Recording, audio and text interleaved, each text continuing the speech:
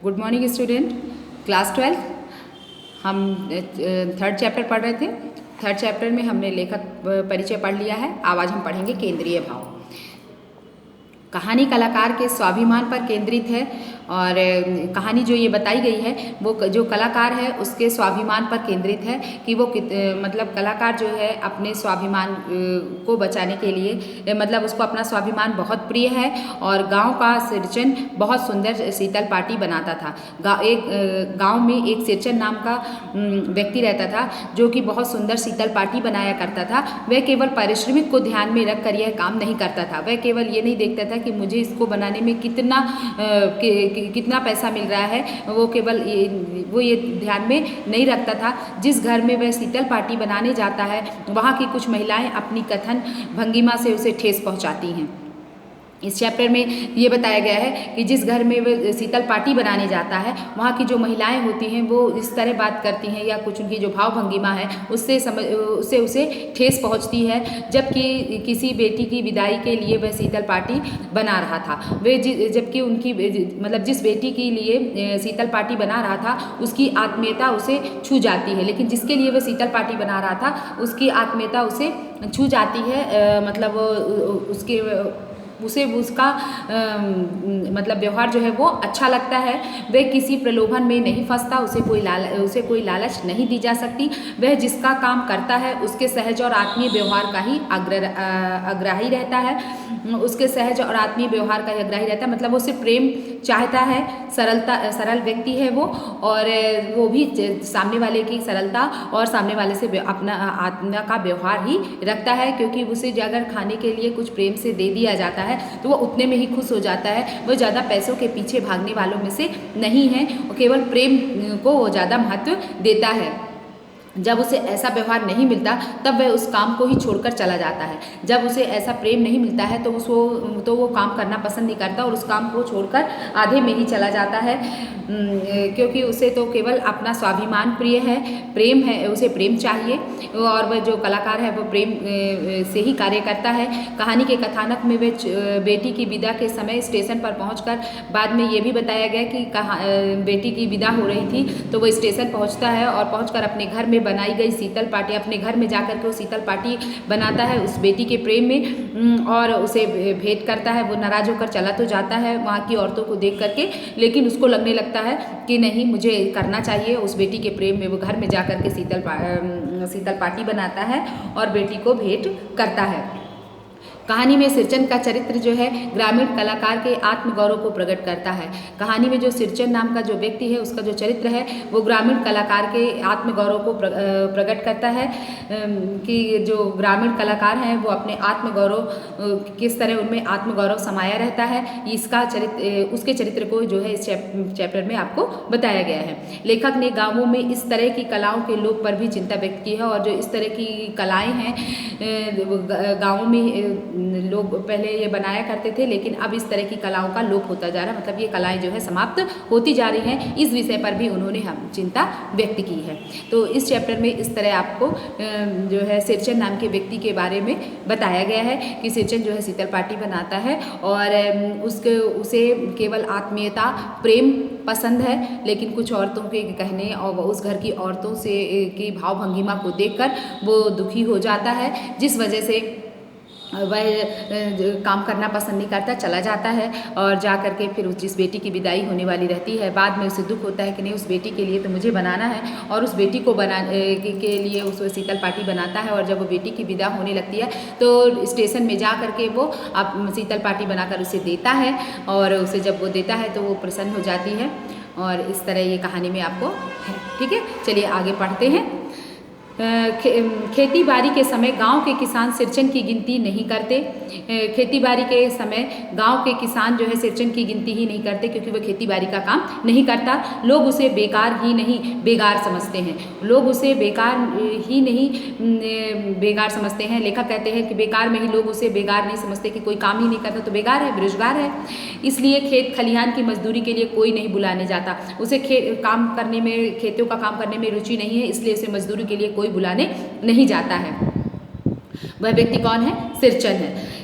क्या होगा उसको बुलाकर, लोग सोचते हैं सिरचन को बुलाकर क्या होगा।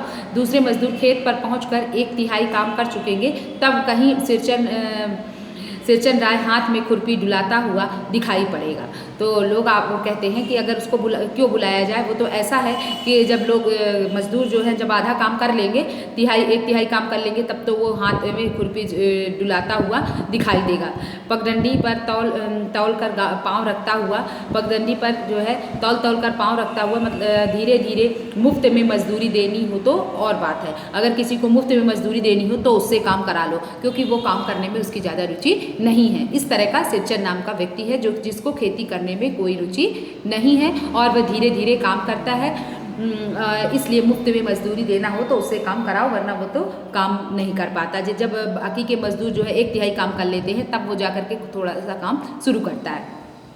आज सिरचन को मुफ्तखोर, कामचोर या चटोर कह लें, कोई एक समय लेखक कहते हैं कि सिरचन को मुफ्तखोर भी कहा जा सकता है, कामचोर भी और चटोर भी। वो खाने का ज़्यादा प्रेमी है और एक समय था जब उसकी मड़ैया के पास बड़े बड़े लोगों की सवारियां बंधी रहती थी। लेखक कहते हैं कि एक समय जब उसकी मड़ैया के पास बड़े बड़े लोगों की सवारियां बंधी रहती थी, मतलब बड़े बड़े लोगों का आना जाना रहता था। उसे लोग पूछते ही नहीं थे, उसकी खुशामद भी करते थे। आज उसे लोग कुछ नहीं पूछते रही हैं, उस समय पूछते बस नहीं थे, लोग उसकी खुशामद भी किया करते थे। अरे सिरचन भाई, अब तो तुम्हारे ही हाथ में यह कारीगरी रह गई है सारे इलाके में। अब के समय में सभी लोग किसी से ये कारीगरी नहीं आती शीतल पाटी बनाने की, जो तुम्हारे अंदर कारीगरी है। और इस सारे इलाके में केवल एक तुम ही हो जो कि ये कार्य कर सकते हो। एक दिन भी समय निकाल कर चलो, एक दिन का समय निकाल कर हमारे यहाँ चलो। कल बड़े भैया की चिट्ठी आई है, शहर से सिरचन में से एक जोड़ा चिक बनवा कर भेज दो। तुम क्या करो कि एक दिन समय निकाल कर हमारे साथ चलो और बड़े भैया की चिट्ठी आई है कि शहर से सिरचन से एक जोड़ा चिक बनवा कर भेज दो, इसलिए तुम चिक बना दो और वो भेज दो। मुझे याद है मेरी माँ जब कभी सिरचन को, लेखक कहते हैं कि ये बात मुझे याद है कि मेरी माँ जब कभी सिरचन को बुलाने के लिए कहती मैं पहले ही पूछ लेता भोग क्या क्या लगेगा। जब मुझसे मेरी माँ कहती कि सिरचन को बुला के लाओ, तब मैं पहले यही पूछता माँ कि आज भोग क्या लगेगा, मतलब उसको बुलाना है, मतलब कुछ खिलाने के लिए पहले तैयारी कर लेनी होगी। माँ हंसकर कहती है जा जा बेचारा मेरे काम में पूजा भोग की बात नहीं उठाता कभी। अरे जा तो उसको, तो मेरी माँ कहती जा, तो हंसकर कहती जा तो उसको बुला ला, वो मेरे काम में ज़्यादा पूजा भोग की बात नहीं उठाता है, ज़्यादा भोग की मतलब खाने की इच्छा ज़्यादा प्रकट नहीं करता, मेरा काम अच्छे से वो करता है। गाँव टोली के पंचानंद चौधरी के छोटे लड़के को एक बार मेरे सामने ही बेपानी कर दिया था सिरचन ने।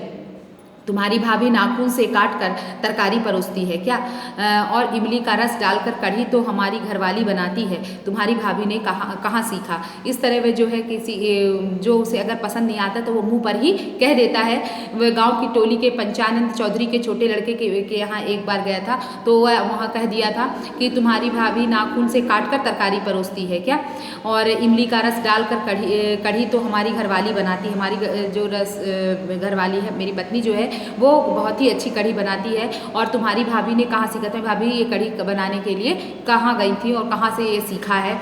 इसलिए सिरचन को बुलाने से पहले मैं माँ से पूछ लेता था, इसलिए सिरचन को बुलाने से पहले मैं माँ से भोजन के बारे में पूछ लिया करता था। सिरचन को देखते ही माँ हुलस कर कहती आओ सिरचन। सिरचन को देखती माँ हुलस कर मतलब प्रसन्न हो जाती और माँ प्रसन्नता पूर्वक कहती आओ सिरचन, आज नैनू मत रही थी, मैं जो है नैनू मत रही थी तो तुम्हारी याद आई। जब सिरचन आया तो माँ जो है प्रसन्न पूर्वक उसको कहती है आओ सिरचन, आज मैं नैनू मत रही थी, मक्खन मतलब, और उसने दही को मथा और मक्खन जो निकला है तो मुझे तुम्हारी याद आई। घी की डांडी के साथ चूड़ा तुमको बहुत पसंद है, घी की जो खरोचन में घी पकने के बाद जो बचता है वो तुमको बहुत पसंद है, मैं ये जानती हूँ। और बड़ी बेटी ने ससुराल से संवाद भेजा है, मेरी बड़ी बेटी ने ससुराल से ये बात कही है कि उसकी ननद रूठी हुई है मोती की शीतल पार्टी के लिए। उसकी जो ननद है मोती की शीतल पार्टी के लिए रूठी हुई है, वो कहती है कि मुझे शीतल पार्टी चाहिए। सिरचन अपनी पनियाई जीभ को संभाल कर हंसता है और घी की सौंधी सुगंध सूंघ कर ही आ रहा हूँ काकी, और हंसता हुआ कहता है कि काकी मैं घी की सौंधी सुगंध सूंघ कर ही आपके पास आ रहा हूँ, नहीं तो इस शादी ब्याह के मौसम में दम मारने की भी छुट्टी कहाँ मिलती है। इस शादी ब्याह के मौसम में मुझे दम लेने की भी छुट्टी नहीं मिलती, मतलब समय नहीं मिलता। सिरचन जाति का कारीगर है। सिरचन जो है कारीगर है। मैंने घंटों बैठकर उसके काम करने के ढंग को देखा है। मैंने, लेखक कहते हैं, मैं घंटों उसके पास बैठा रहता था और उसके काम करने के तरीके को मैंने देखा है। एक एक मोती और पटेर के हाथ में लेकर बड़े जतन से उसकी कुंजी बनाता और फिर कुंचियों को रंगने से लेकर सुतली सुलझाने में पूरा दिन समाप्त हो जाता। वो कुच्चियों को रंगने, सबसे पहले कुच्चियों को रंगने से लेकर के सुतली सुलझाने तक में ही उसका पूरा दिन चला जाता। काम करते समय उसकी तन्मयता में जरा भी बाधा पड़ी, अगर उसके काम करते समय उसकी एकाग्रता में अगर बाधा, तन्मयता मतलब एकाग्रता में अगर बाधा पड़ती है तो गेहूं सांप की तरह फुफकार उठता है। अगर उसके काम में कोई मतलब अगर बाधा पड़ी तो वो सांप की तरह जो है फुफकार उठता है, मतलब नाराज हो जाता है और फिर किसी दूसरे से करवा लीजिए काम, और नाराज होकर कहता है जाइए, अगर आप मेरा मतलब मुझे आप बाधा पहुंचा रहे काम करने में तो आप किसी दूसरे से काम करवा लीजिए। सिरचन मुंह जोर है, काम चोर नहीं। वो कहता है कि सिरचन मुंह जोर है, मुंह में जो आता है वो कह देता है और खाने में ज़्यादा गिरता है, और परंतु काम चोर बिल्कुल भी नहीं है। मैं जो भी काम करता हूँ मन लगा के करता हूँ। मतलब लेखक ये बताना चाहते हैं कि सिरचन जो नाम का जो कलाकार है वो जो भी कार्य करता है एकाग्रता से करता है, मन लगा करके उस कार्य को करता है, और उस कार्य में अगर बाधा पड़ती है तो वह नाराज भी हो जाता है। बिना मजदूरी के पेट भर भात पर काम करने वाला कारीगर, दूध में कोई मिठाई ना मिले कोई बात नहीं, किंतु बात में जरा भी झाल वह नहीं बर्दाश्त कर सकता। लेखक कहते हैं कि वो स्वाभिमानी व्यक्ति है और उसे पेट भर खाने को ना मिले तो चलो वो भी बर्दाश्त कर लेता है, पर दूध में कोई मिठाई ना दे तो उसे वो भी मिठाई ना मिले तो वो भी उसे पसंद है, परंतु बात में उसे जरा भी झाल नहीं चाहिए। मतलब जो बात करे वो प्रेम से करे, प्रेम को वो महत्व देने वाला है। अगर आप उसे खाने को दें और कुछ मतलब बुरा बोले तो वो उसे बर्दाश्त बिल्कुल भी नहीं है। सिरचन को लोग चटोर भी समझते हैं। सिरचन खाने को ज़्यादा महत्व देता है, इसलिए लोग सिरचन को चटोरा कहते हैं, ऐसा समझते हैं। और तली बघारी हुई तरकारी, दही की कढ़ी, मतलब अच्छा खाने का वो आदी है। तली बघारी हुई अच्छी तरकारी, दही की कढ़ी, मलाई वाला दूध, इन सब का प्रबंध पहले कर लो तब सिरचन को बुलाओ। लेखक कहते हैं अगर हम उसको सिरचन को बुलाना है तो पहले खाने का प्रबंध और अच्छा स्वादिष्ट भोजन पहले बनाओ और प्रबंध कर लो, फिर उसे बुलाओ, तब वह दुम हिलाता हुआ हाजिर हो जाएगा आपके पास। खाने पीने में चिकनाई की कमी हुई कि काम की सारी चिकनाई खत्म। लेखक कहते हैं कि अगर उसे मतलब अगर आपके खाने में चिकनाई कम है तो उसके काम में भी चिकनाई खत्म हो जाती है। मतलब अगर उसे प्रेम से आप खाना देते जाओ तो वो खुश रहता है और काम भी उतनी प्रसन्नता पूर्वक करता है। काम अधूरा रख कर उठ खड़ा होगा। अगर आप ऐसा नहीं करते, प्रेम से उसे न खिलाते हैं और न प्रेम से बोलते हैं तो वो उठकर खड़ा हो जाता है। और आज तो अब अध कपाली दर्द से माथा टनटना रहा है। आगे वो बताते हैं कि वो कहता है आध कपाली मतलब आधा सिर दर्द, सिर में आधे सिर का दर्द, अध कपाली दर्द से माथा टनटना रहा है। वो कहता है थोड़ा सा रह गया है, किसी दिन आकर पूरा कर दूंगा। मेरा सिर दर्द दे रहा है इसलिए मैं घर जा रहा हूँ और आधा काम ये रह गया है, मैं इसे अगले दिन आकर के इसे पूरा कर दूंगा। किसी दिन माने कभी नहीं, और मतलब किसी दिन कह रहा है, मतलब लगता है ये कभी नहीं आएगा।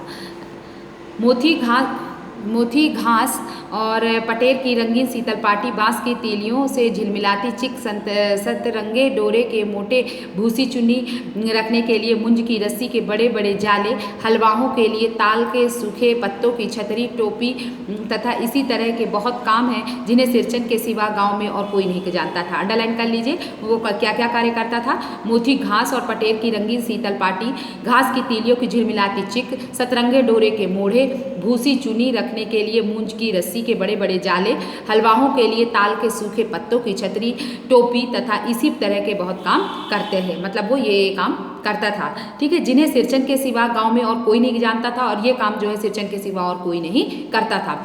यह दूसरी बात है कि अब गांव में ऐसे कामों को बेकाम समझा जाता है, लेकिन आज के समय में ऐसे कामों को बेकाम समझा जाता है, मतलब उनका ज़्यादा महत्व नहीं रह गया है।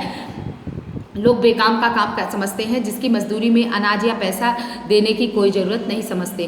पेट भर खिला दो, काम पूरा होने पर एक आध पुराना धुराना कपड़ा देकर विदा करो, वह कुछ भी नहीं बोलेगा। सिरचन को से काम करा लो और उसे कुछ पेट भर खाने के लिए दे दो तो, और एक आध पुराना कपड़ा दे दो तो सिरचन कुछ भी नहीं बोलेगा, कुछ भी नहीं बोलेगा। ऐसी बात नहीं, सिरचन को बुलाने वाले जानते हैं सिरचन बात करने में भी कारीगर है। सिरचन जब बात करता है तो उसमें भी उसकी चतुराई दिखाई देती है। महाजन टोले के भज्जू महाजन की बेटी सिरचन की बात सुनकर तिलमिला उठी थी। एक बार की बात है, महाजन टोले के भज्जू महाजन की बेटी सिरचन की बात सुनकर तिलमिला उठी थी, मतलब नाराज हो गई थी। ठहरो, मैं माँ से जाकर कहती हूँ। इतनी बड़ी बात, बड़ी बात ही है बिटिया, बड़े लोगों की बस बात ही बड़ी होती है, नहीं तो दो दो पटेर की पार्टियों का काम सिर्फ खंसारी का सत्तू खिलाकर कोई करवाए भला? तो केवल सत्तू खिला करके आप समझो कि मैं इतना कठिन काम कर लूँ, ऐसा नहीं हो सकता। यह तुम्हारी माँ ही कर सकती है बबुनी। लो बेटा, ये काम तुम्हारी माँ ही कर सकती है, मैं नहीं कर सकता। और सिरचन ने मुस्कुराकर जवाब दिया, और इस तरह मुस्कुराते हुए सिरचन ने जवाब दे दिया।